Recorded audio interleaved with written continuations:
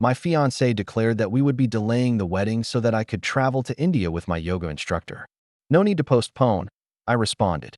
2 months later, in the same location, I married her sister. From India, she learned about it on Instagram. Her yoga instructor was married and had children. She is now pleading with me to return her. Hello Reddit.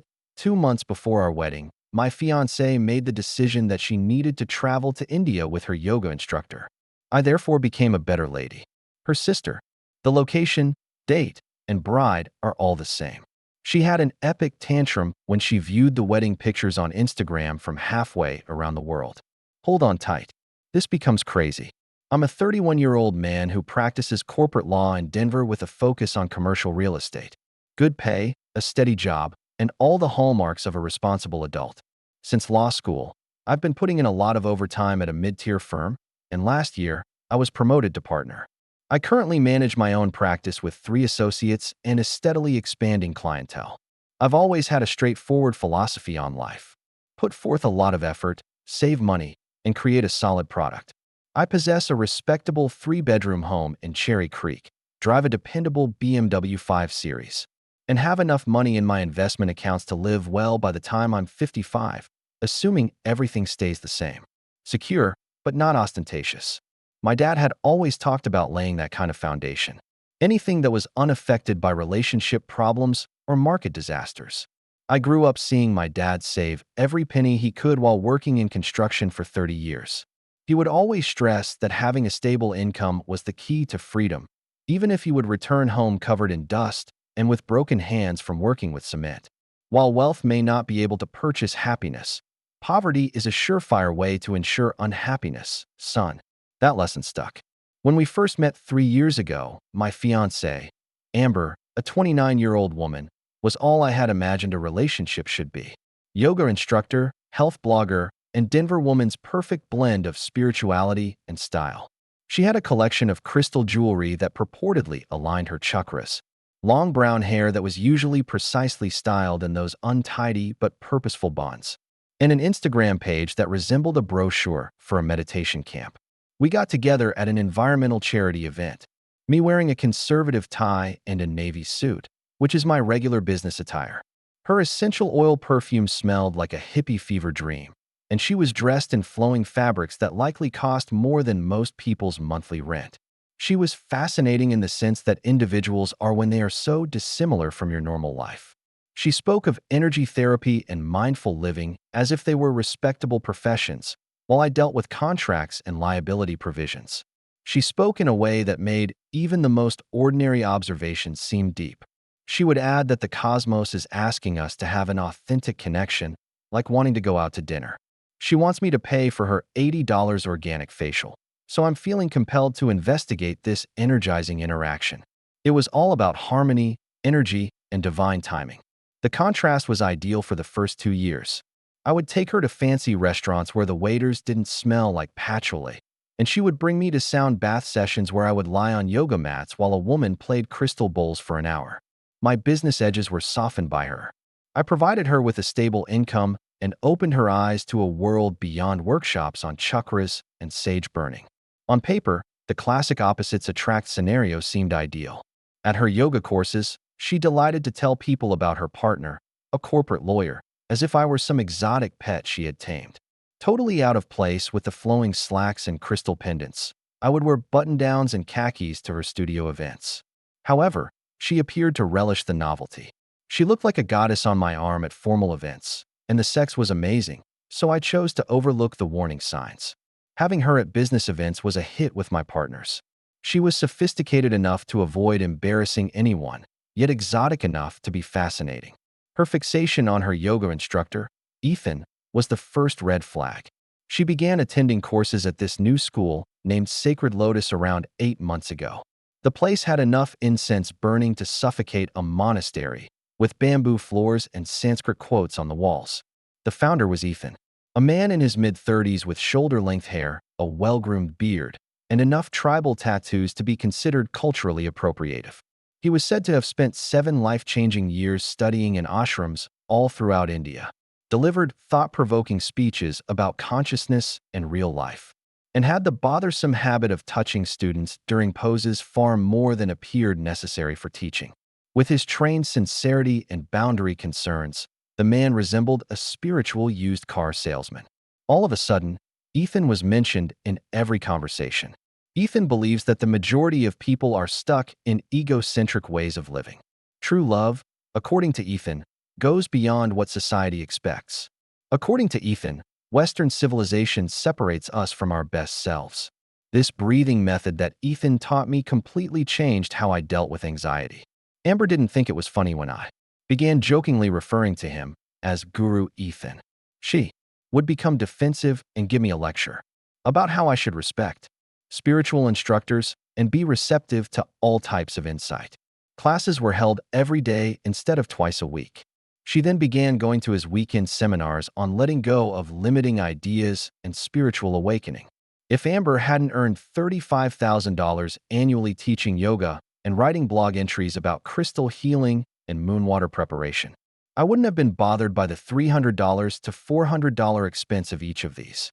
While I paid for all of our actual bills, her whole income was essentially used for discretionary spending. She would become defensive more quickly than a politician caught in a lie when I questioned her about the workshop's costs. Spiritual development is incalculable, Marcus. I'm investing in my best self with this. Ethan's lessons are priceless.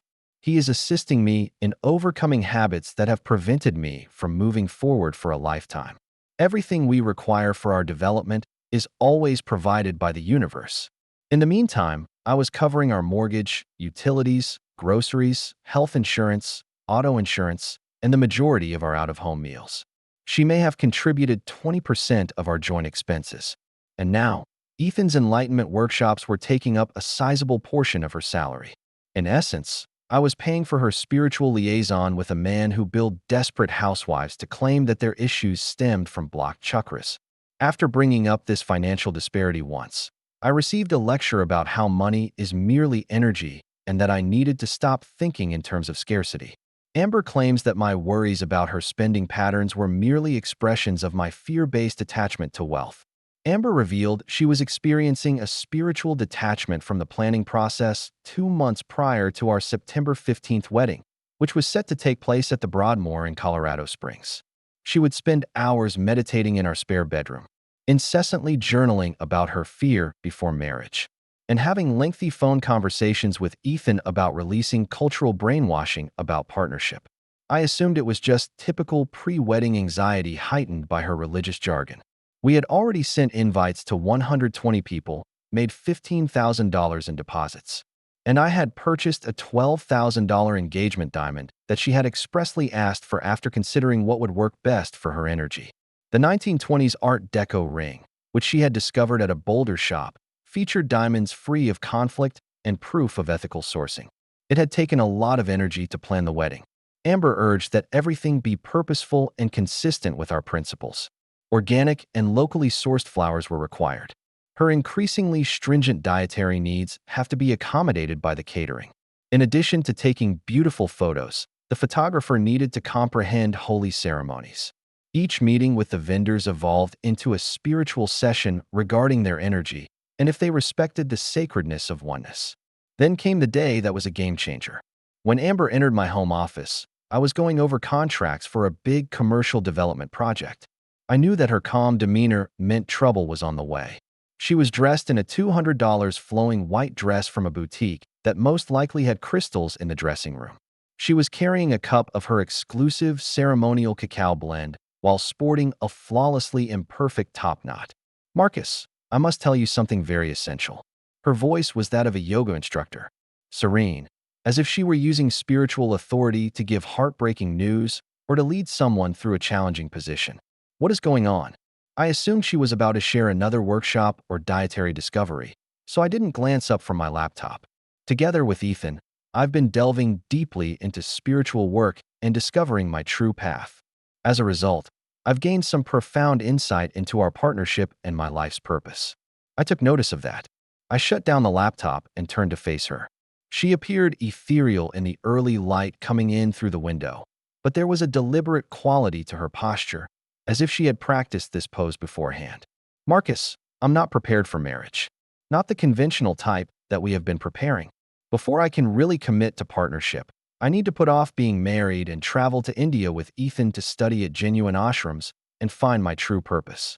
I took 10 whole seconds to look at her and take in what she had just said. The words were oppressive and strange, as if they were suspended in the air like smoke from incense. In order to travel to India with your yoga instructor, you would like to postpone our wedding by 2 months. It isn't delaying. It's respecting the timing of God.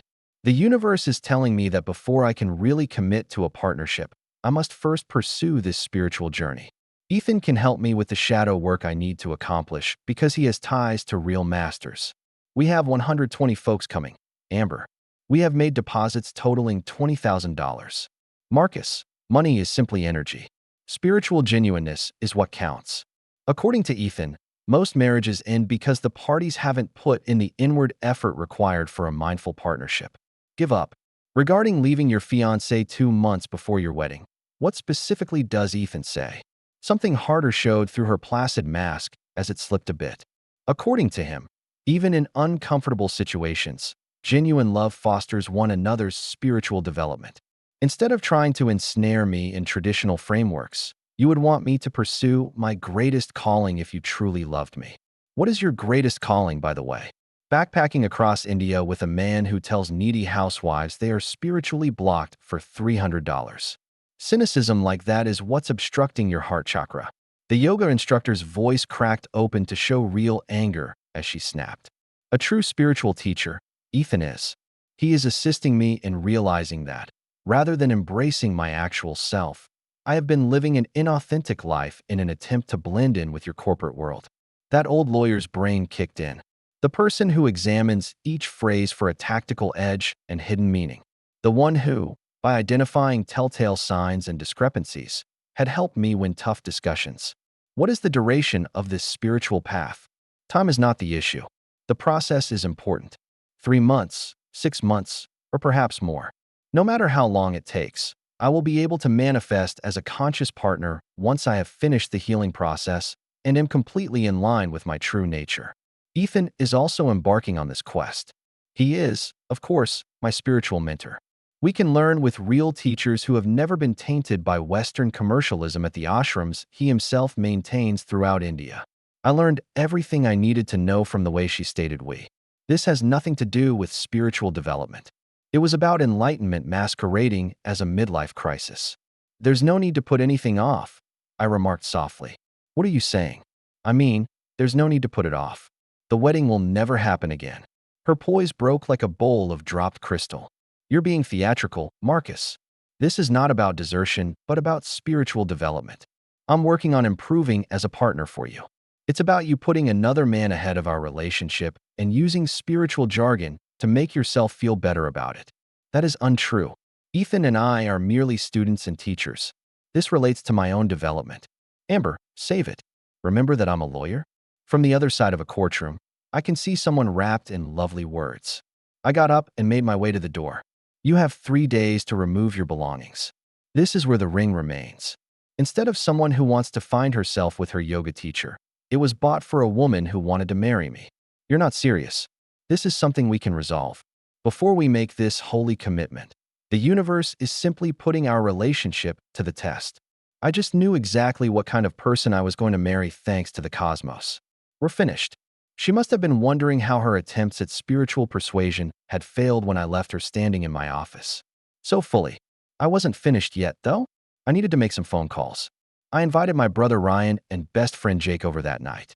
People who had known me long enough to be able to tell me if I was overreacting or finally seeing things clearly were the kind of perspective I needed. Jake, who worked in finance and had no tolerance for spiritual foolishness, was the first to arrive. After seeing my face, he asked, "What did Princess Chakra do now?" Jake had been referring to Amber as Princess Chakra ever since he first saw her. He had never been impressed when he witnessed her order the priciest items from menus while lecturing the wait staff about the dynamic exchange of service. When Ryan got there, I told them the whole story. Jake's reaction was harsh and quick. "She's been organizing this for months, dude." Without careful planning, no one chooses to put off their wedding in favor of a spiritual pilgrimage to India. Since she began attending Guru Mackenzie's lessons every day, This has been happening. Ryan was more analytical because he works as a private investigator and is aware of relationship trickery. Apart from what Amber has told you, how much do you really know about this Ethan guy? Just what Amber told me, to be honest. Sacred Lotus Studio is owned by a woman in her mid-30s who says she studied in India and has mystical abilities that assist suburban women in discovering who they really are. Do you want me to investigate? My contacts are capable of conducting social media analysis, background checks, and the complete workup. I considered it. There was a part of me that wanted to simply start again, go on, and stop losing. However, my lawyer instincts informed me that before making any significant decisions, I needed to fully comprehend the circumstances. Yes, let's examine the true nature of Guru Ethan. I began the practical task of untangling our lives while Ryan worked his contacts. Contacted the caterer, photographer, florist, and venue. Explained that rather than getting married, the bride had chosen to discover who she was in India. Lost the majority of the deposits, but some suppliers were surprisingly kind. When I explained, Maria, the photographer, actually started laughing. I have 15 years of wedding photography experience. The number of brides who find their real calling is astounding. About 8 weeks prior to the wedding, another man is involved. A yoga instructor is a fresh acquaintance, yet it's usually an old boyfriend or a co-worker that I explain the scenario to my relatives over the phone as well. Amber had never won my parents over. Mom frequently remarked that she appeared staged rather than real, as if she were continuously trying out for the part of the enlightened girlfriend. Dad's reaction was normal. It's better to lose 20,000 than 20 years, son. When I called my sister Emma to give her an update, she responded completely differently. I'm sorry about Amber, Marcus, but to be honest, I never felt she was the ideal fit for you. Emma, a 27-year-old woman, was everything Amber claimed to be. As a pediatric nurse at Children's Hospital, she is successful in her own right, naturally grounded, and really kind. She recently ended a 3-year relationship with a man who was a chronic cheater. Thank you, Em. I'm beginning to see that I got away with it. I have a ridiculous idea, but you most certainly did. What? Don't cancel everything. Make it a family get-together. Your family are traveling from all across the nation, and you have all that money locked up in deposits. For something worth celebrating, throw a party. Although it was an intriguing idea, I couldn't fathom the celebration we would be having. Such as? I was able to identify spiritual deception. I'm not sure. Allowing Amber's spiritual crisis to spoil everyone else's weekend seems like a waste of time. Ryan contacted 2 days later with the results of his investigation into Ethan. There was a tone to his voice that investigators use when they discover something tasty. Sit down for this, dude. Your guru is a total phony. Edward Thompson was Ethan's true name. He was a Chicago suburbanite, possessed a Northern Illinois University business degree, and 5 years prior, had traveled to India for precisely 6 weeks as part of a vacation with his college friends, not for spiritual instruction. He had previously worked in sales for a nutritional supplement firm that the FTC shut down due to making misleading health claims before starting Sacred Lotus. It gets better, Ryan added.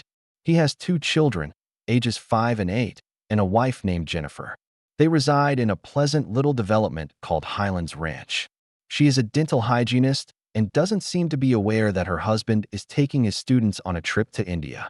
He is married and has children. Extremely married. 12 years of dating. Married for 9 years. Yesterday, I passed their house while driving. In the driveway is a minivan. Bikes for kids in the yard. The soccer mom schedule is displayed on the fridge. The entire suburban family environment. A chilly sensation settled in my abdomen. Is Amber aware? I have no idea. However, Jennifer is definitely unaware of the trip to India. I gave her workplace, a dentist business, a call. Asked about prolonged office closures while posing as a patient. She informed me that next month her spouse will be away for business development. Not a word about ashram studies or spiritual quests. Therefore, Ethan may have been lying to Amber about his marital status and to his wife about the purpose of the trip. In reality, the spiritual guru was a suburban father who sold enlightenment to unhappy housewives while maintaining a hidden life and a mortgage. I gave Jake a call right away. We must immediately meet. Ryan discovered some intriguing details regarding Guru Ethan. Jake grew more and more amazed as he heard Ryan's discoveries. So, let me clarify this. In order to travel to India with a married father of two who is lying to his wife about his intentions, your fiancé is calling off your wedding. That's what it seems to be. Furthermore, she is unaware that he is married. Not sure, but most likely not. He has been presenting himself as a teacher who is spiritually accessible and committed to assisting women in discovering their true selves. After a minute of silence, Jake broke into a smile. Do you understand what this means, Marcus? That being engaged to someone with such poor judgment is foolish of me. No, your leverage is amazing. Amber believes she is fleeing with a spiritual instructor in search of a genuine adventure. Ethan's spouse believes he is on a work trip. You have all the cards, and both women are being duped. What do you propose? Counselor, knowledge is power. Make good use of it. I made a choice that evening that would alter everything. I intended to face both of them and reveal the entire charade. While Amber was in her evening session, I took a car to Sacred Lotus Studio. When I entered the rear of the room, she was in the middle of leading 25 people through a difficult position. Ethan was helping by putting his hands on the hips and backs of different pupils. An effective teaching strategy for a man who intends to leave his family in search of a spiritual journey. The scent of despair and sandalwood filled the studio. There was bamboo flooring and motivational sayings in Sanskrit that, for all anyone knew, presumably stated something like leave and no smoking. As Ethan mumbled spiritual platitudes about opening to receive the treasures of the universe, the women were twisted into postures that resembled medieval torture rather than enlightenment, and they were breathing heavily. I went over to them both after class. Amber was embarrassed to see me there, as if I had interrupted a meeting of a secret group. Would it be okay if we spoke in private, Amber and Ethan? Amber appeared ashamed. What are you doing here, Marcus? I consider this to be my sacred area. I just wanted to meet the spiritual instructor who persuaded my fiancé to forego our wedding in order to embark on a self-discovery adventure. Ethan took the initiative with a composed demeanor that I had observed in business negotiators attempting to manage confrontational circumstances. Yes, Marcus, Amber expressed your worries over her spiritual development. I know this is difficult for someone who hasn't studied consciousness work, but Highlands Ranch's Edward Thompson's face turned whiter more quickly than a politician caught embezzling campaign money. How are Jennifer and the 5- and 8-year-old children doing? They will undoubtedly miss their father as he travels for work to grow the supplement company. Amber was perplexed, her spiritual poise faltering. Ethan, what's he talking about? Who is Jennifer? Ethan's guru reputation was crumbling in real time as he fumbled. I can clarify. My situation is complicated in ways that are unnecessary. Your spiritual mentor is married and has 2 kids. Amber, next month, his wife believes he will be traveling for work. His midlife crisis, rather than a spiritual quest, is the reason for his vacation to India. Amber looked at Ethan, her bewilderment turning to fear. Is this accurate? Do you have a spouse? Relationships are difficult, Amber. Are you married? Traditional marriage is a Western concept. Yes, in theory, but it's not a purposeful collaboration. Spiritually, Jennifer and I are no longer together. We share a soul connection, you and I. God, oh God. She fell onto one of the foldable meditation seats they had. In order to flee with a married man, I put off getting married. It is not fleeing. Ethan made a valiant effort. It's about investigating genuine connection and going beyond traditional relationship patterns. I urged him to go out. Now, before I give Jennifer a call and let her know about your goals for your students' spiritual development. Leaving behind his spiritual leader and roughly 25 bewildered yoga students who were still processing what they had just seen, Ethan snatched up his hemp messenger bag and ran. Amber's normally beautiful spiritual pain had turned to ugly actual weeping. The kind of tears you get when you realize you've made a disastrous error based on total delusion. Marcus, I didn't know. I assumed he was unmarried. I assumed this had to do with developing spiritually and improving as a partner for you. Did you share a bed with him? I learned all I needed to know from the pause. It was not about getting what you wanted physically. First, we had a spiritual connection. The physical element was merely a spontaneous manifestation of our spiritual bond. Yes, that is true. Together, we practiced mindful touch, investigated tantric breathing, and meditated. It was not casual sex. It was holy intimacy. Give up. I don't need the intricacies of the spiritual porn. I took a seat across from her and studied the woman I intended to wed. In some way, She appeared smaller, as if the spiritual garb had been removed to reveal a person I hardly recognized. She was just another individual who had made bad choices and attempted to defend them with mystical gibberish without the flowing clothing and crystal jewelry. With mascara streaming down her cheeks in incredibly ignorant streams, she questioned, "What happens now? You now determine your next course of action. However, I love you, Marcus. This was just confusion, spiritual seeking that got misdirected. We can work through this." "No, Amber. This was you choosing another man and using spiritual language to justify cheating on me. The wedding is definitely off. You have to move out by Friday. You should probably find a new yoga studio because your teacher was just exposed as a fraud." I left her sobbing in the empty studio, surrounded by the remains of her spiritual fantasy, and the next few days were a haze of planning and damage control. Amber moved out while I was at work, leaving the engagement ring on the kitchen counter with a note about honoring our connection despite changed circumstances. The fact that he turned out to be a married fraud doesn't change your decision to abandon our relationship. "Mr. Henderson, I hate to see you lose everything over this situation. Would you consider converting the event to something else? Family celebration, corporate function, anything that would let you recoup some costs?" Sarah, the event coordinator, had an intriguing conversation with me that would change everything. I called the venue to confirm cancellation, expecting to write off the deposits entirely. "I appreciate the idea, but I'm not sure what I'd celebrate right now." "Well, consider this. You have a gorgeous venue reserved, catering for 120 people, a photographer, a band, and flowers, and it seems shameful to waste all of that money on one person's poor choices." I thanked her and said I would think about it, but I couldn't think of what kind of celebration would make sense. Emma called that evening to see how I was doing, and I found it to be better than I had anticipated. "I'm mostly upset about the money and having to tell 120 people why there won't be a wedding." "What money?"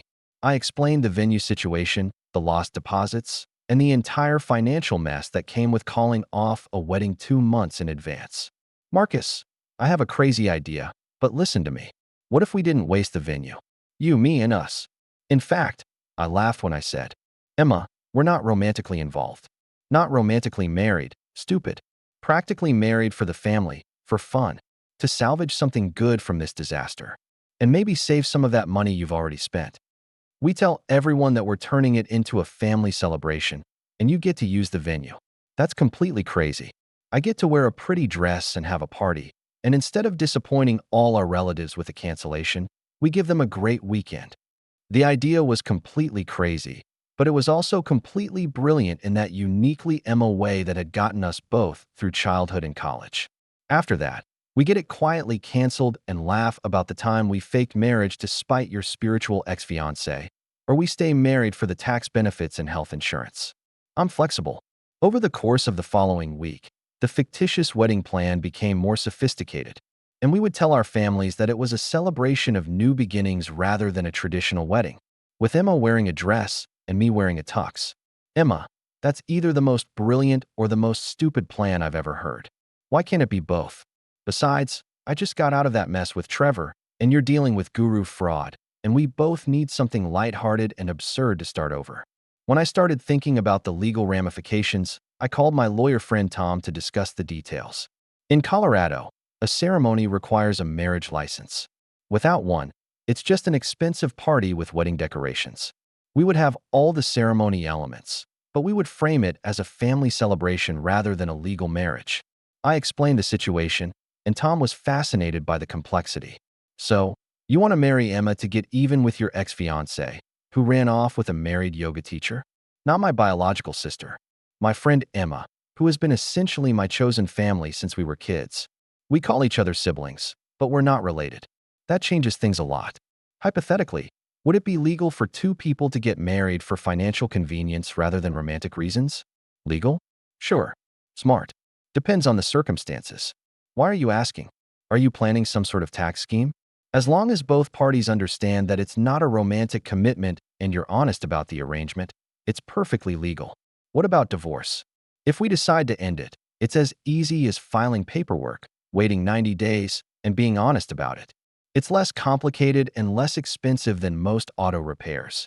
Emma was surprisingly excited about the idea of a legal marriage when I brought it up during our planning session. Why not? We get along well. It's not like we have romantic prospects lined up. We'd save money on taxes, and it would be the ultimate retaliation against Princess Chakra. Do you realize that this is completely insane? Marcus, you're crazy for delaying your wedding to pursue a married yoga teacher who sells enlightenment to housewives. This is just clever problem solving with tax advantages. We spent the next 3 weeks organizing our crazy wedding. I already had the tux, so we kept all the vendors Amber and I had hired, so it was just a matter of changing the bride in the story. I called my parents to explain the situation, and Mom was quick to respond and encouraging, saying, "Well, honey, we always liked Emma better anyway." Dad was more realistic, saying, "Son, are you sure about this legal marriage thing? That's a pretty big step to save some party deposits." "It's temporary, Dad. Just a year or 2 for the tax benefits and to wait for the dust to settle." The guest list was interesting. We kept all of my family and friends, but I had to explain to some of Amber's side why the bride had changed.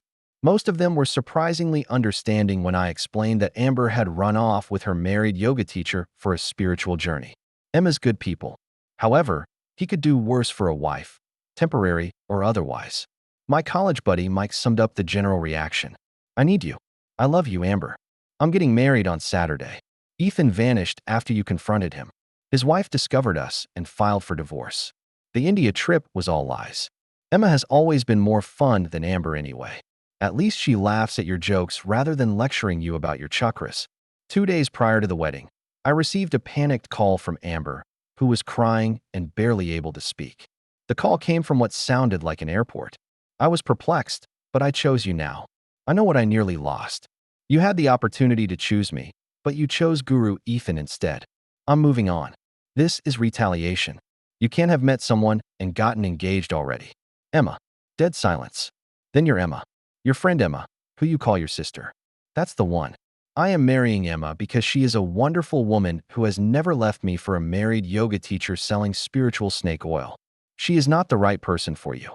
You need someone who pushes you to grow spiritually and challenges you to be a better person rather than a different person. That is real growth, not spiritual theater. I took a screenshot of the call log for documentation purposes before I hung up and blocked her number. The wedding day was perfect in ways that my original wedding could never have been. The ceremony was officiated by my Uncle Robert, an ordained minister who had married 3 of my cousins, and we had written our own vows, keeping them straightforward and honest. Emma looked stunning in a simple ivory dress that complemented her natural beauty rather than trying to create some spiritual persona. She walked down the aisle to our friend Mike playing acoustic guitar, smiling genuinely instead of performing enlightenment for an audience. "Marcus, you've always been the most dependable person in my life, and I swear to support your dreams, respect your independence, and never take your loyalty for granted. I swear to challenge you when necessary, to be there for you no matter what, and to never pretend to be someone I'm not in order to manipulate you." Emma muttered. Well, that was easier than expected, as Uncle Robert pronounced us husband and wife. The reception was amazing. All the drama and stress of Amber's spiritual crisis had vanished, replaced by a sincere celebration with people who truly cared about us. Emma and I danced to The Way You Look Tonight for the first time, and the crowd cheered as if it were a real romantic wedding rather than a complex tax planning scheme. I kissed her cheek. "Marcus, I got to ask, is this real, or are you just screwing with everyone? What do you think?" He watched Emma laughing with my grandmother, who was teaching her the card tricks she'd learned in Vegas. It was chosen specifically because it was romantic enough for the moment, but not so meaningful that it would make things weird later. My cousin Danny, who had flown in from California specifically for this wedding, pulled me aside during dinner. The photographer, Maria, took some incredible pictures of Emma and me dancing, cutting the cake, and posing with family members who were genuinely happy rather than politely tolerating the bride. Whether real or not, she makes you happier than Amber ever did. That girl was always acting happy rather than truly feeling it. He wasn't wrong. Emma was truly enjoying herself, not calculating how everything looked on social media or whether the celebration aligned with her spiritual values. Typical wedding pictures, except that instead of acting happy for the camera, we were both having a good time. We shared a few of our favorite pictures on Facebook and Instagram with a straightforward caption, "Mr. and Mrs. Henderson. September 15th, 2023. Sometimes the best things happen when you least expect them. My college classmate said, finally married the right woman. And friends and relatives congratulated us about how well we looked together and how much better Emma was than Amber. The reactions were instantaneous and incredibly favorable. But when Amber received the post from India, where she had reportedly gone on her spiritual journey, 12 hours later, I got the answer I was truly hoping for. Ethan had vanished, so it was likely financed by credit cards. Her number, which I hadn't blocked on Instagram, flooded my phone with messages. How could you do this to me? We were supposed to get married. You stole my wedding and gave it to her. I'm coming home right now. This is the cruelest thing anyone has ever done. A series of increasingly bizarre voice messages followed. Marcus, you can't be serious. The universe is testing me by showing me what I lost, but it's not too late. We can fix this. I'll come home and we'll work through everything. Emma, my replacement is Emma. She's your friend, not your wife. This is some sick revenge plot, and everyone can see through it. I'm in the middle of finding myself, and you're posting wedding pictures. Do you have any idea how this makes me look to everyone who knows us? 3 days later, Amber called from Denver International Airport, having apparently cut short her spiritual journey. I'm back. We need to talk face to face. Emma was reading the messages with increasing amusement. She really doesn't understand that actions have consequences, does she? Spiritual people believe in karma until it actually shows up at their door. Nothing to talk about, Amber. You married Emma to hurt me. I understand. I deserve it. But the joke is over. I'm ready to commit. I know what I nearly lost. It's not a joke. Emma and I are legally married. But you don't love her. Not like you loved me. This is just a rebound marriage. Amber, I respect Emma more in 3 days of marriage than I respected you in 3 years of dating. I made a mistake. I was confused. The yoga teacher thing was a spiritual crisis, not real attraction. The yoga teacher thing was you cheating on me and calling it enlightenment to avoid feeling guilty. It wasn't cheating. We never had sex until after I ended things with you. Please don't do this to us. That's not the same as love. No, it's better. Love fades when it's based on illusion. Respect grows when it's based on reality. Emma had been listening to the entire conversation, so I hung up and immediately called Tom about expediting a restraining order if necessary. You ended things by postponing our wedding in order to flee with him. That's not a clean ending. That's keeping options open while exploring other opportunities. Yeah, but I choose you now. I came back. You came back because your spiritual guru turned out to be a fraud, and his wife is divorcing him. You didn't choose me. You simply ran out of better options. Think she'll escalate? Probably. Spiritual people can justify anything if they present it as the will of the universe or their true truth. 2 days later, Amber arrived at my house, confirming Emma's suspicions about the escalation. When I answered the door, I saw that Amber was in a desperate state, with wrinkled clothes, unwashed hair, and red eyes from crying. Just 5 minutes, Marcus. Let me tell you what actually happened in India. Emma is inside. You can say anything you want in front of my wife. Here's your fake wife. Emma showed up at my shoulder wearing one of my old law school t-shirts, looking totally at ease in our shared space. Hello, Amber. How was your spiritual journey? This is crazy. You can't be married. You're acting like you're in love to punish me. The IRS and the state of Colorado disagree. Amber pushed past us into the living room. Her spiritual training apparently does not cover boundaries or consent. I'm not leaving until we work this out. Marcus, you owe me that much after 3 years together. Emma calmly stated. Actually, we're not pretending to be in love. We're just married. Love wasn't part of the arrangement. That's not a real marriage.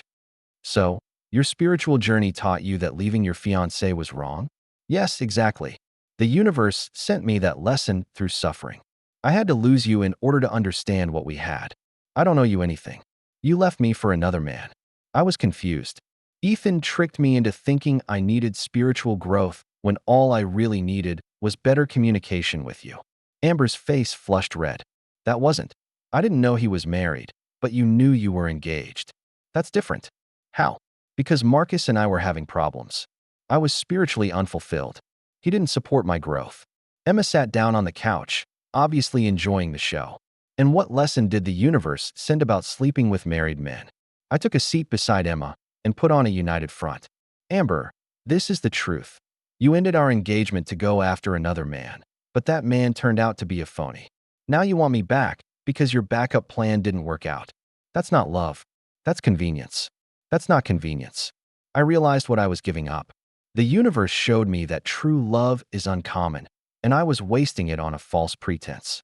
You realized what you had already given up. Past tense. I'm married now to someone who has never left me for a yoga teacher. Amber glared at Emma, saying, "You stole him. You knew he was vulnerable after I left, and you swooped in like a vulture." Emma said, "Actually," with a sweet smile, "I helped him avoid wasting his deposits." Amber's expression was perfect, the dawning realization that her spiritual crisis had cost her not just a relationship, but had actually created a better one for both of us. "I'm not giving up," she said, standing to leave. "The husband stealing was just a bonus. This is temporary. You'll divorce when you get bored of your little revenge fantasy. Maybe. Or maybe we'll realize we're better partners than either of us expected." After she left, Emma turned to face me with a smile. "You think she'll keep trying?" "Probably, but she can't unring this bell. We're legally married. She's the ex-fiancé who ran off with a fraud. She has no leverage left." "Good. Real love doesn't postpone weddings for married yoga teachers," I said. "I like our marriage so far. You're a great husband for someone I'm not romantically involved with." 6 months later, Emma and I are still married and are genuinely thinking about making it permanent. Not because we fell deeply in love, but rather because we found that we are incredibly compatible in ways that are more about genuine compatibility than romance. Hit the hype button if you're engrossed in this tale. YouTube has introduced a new feature that tells YouTube, "This video deserves to blow up."